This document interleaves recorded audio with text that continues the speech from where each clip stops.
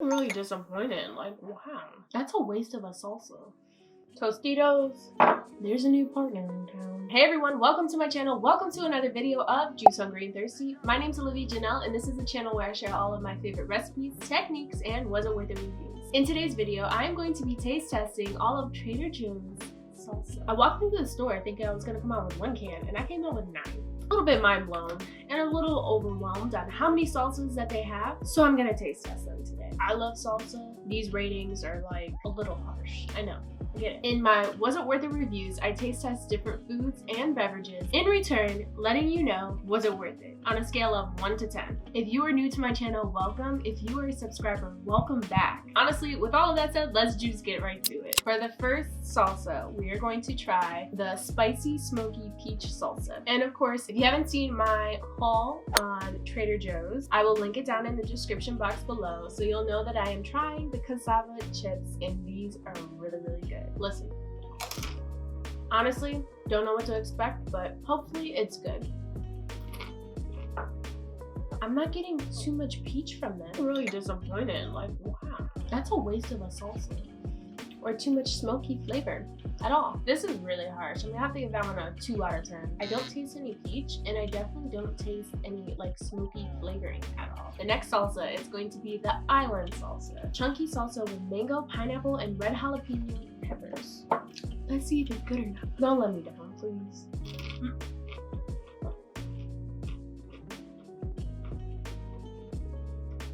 That one is so much better than the first one that we just tried. That island salsa gets a 10 out of 10. Next up is the pineapple salsa. The best part about Trader Joe's is that on most of these bottles, they put a little pepper on the side of the label just to let you know on how hot it actually is. I think that's pretty cool. All right, so let's try this pineapple salsa.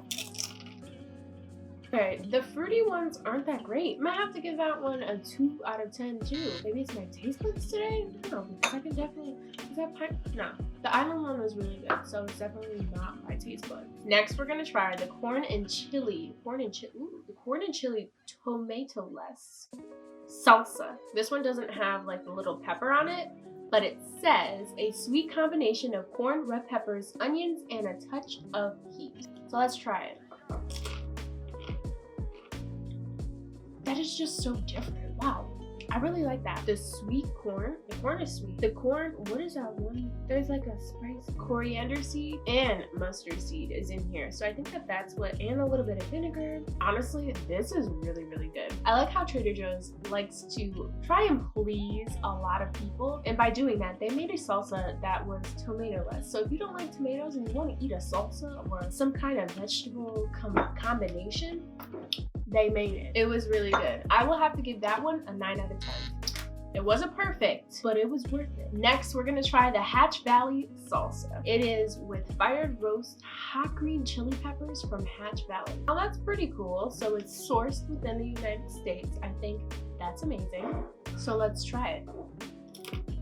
Oh, that one's got a little heat to it. It's got a little heat. Not too much heat, but it's got some things to it. This one's actually really good. It's not what I expected it to be. I don't even know how I want to rate this one. Like, it's good, but so I think my expectations were a little bit too high for this one. I'm gonna have to give this one a 7 out of 10. Trader Joe's, if you made this fresh,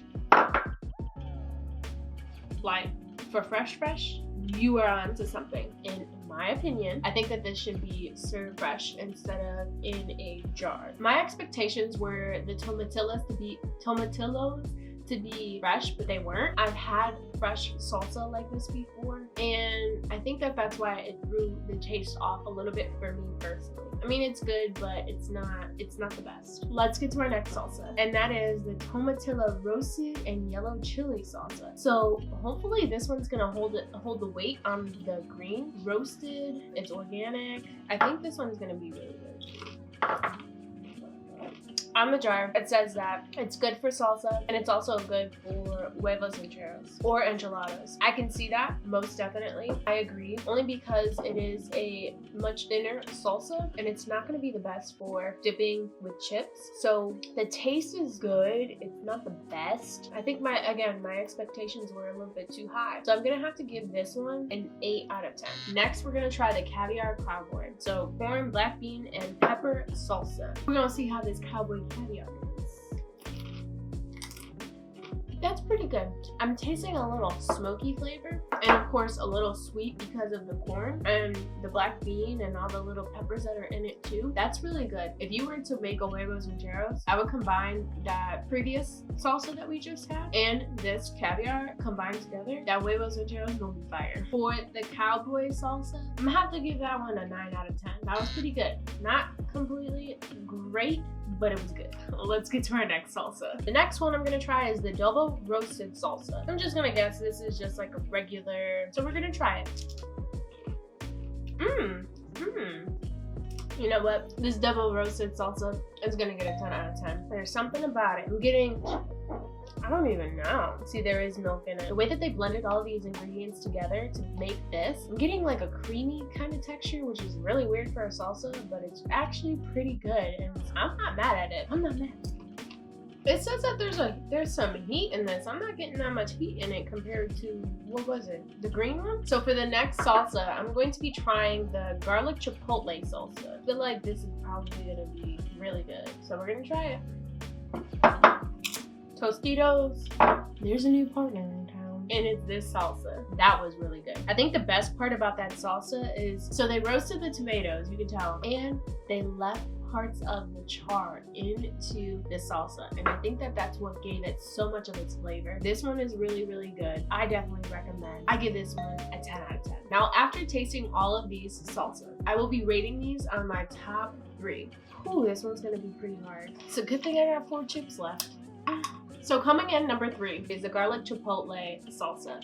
This one, period, it was good. Number 2 is gonna have to be the island salsa. That one, oh my goodness. I kind of want to share that one for number 1, but number 1's gonna have to be the double roasted. That one was like really, really good. Texture was great. The whole overall taste was really, really good. I'm just really disappointed that the peach and the pineapple weren't that great. Same thing with the green one. The corn one was really good. I do recommend that, but just disappointed. With all of this said, if you enjoyed this video and if you learned something out of any of these salsas, please let me know in the comment section down below on which one is your favorite and which one you intend on trying. Please give this video a like, subscribe, don't forget to juice for yourself, and as always, I will see you in my next video. Bye! I'm really disappointed. Like, wow, that's a waste of a salsa. That island one is really good. Wow, I was really shocked. Honestly, I would put this island salsa on some tacos. I got no more chip. I'm chipless now.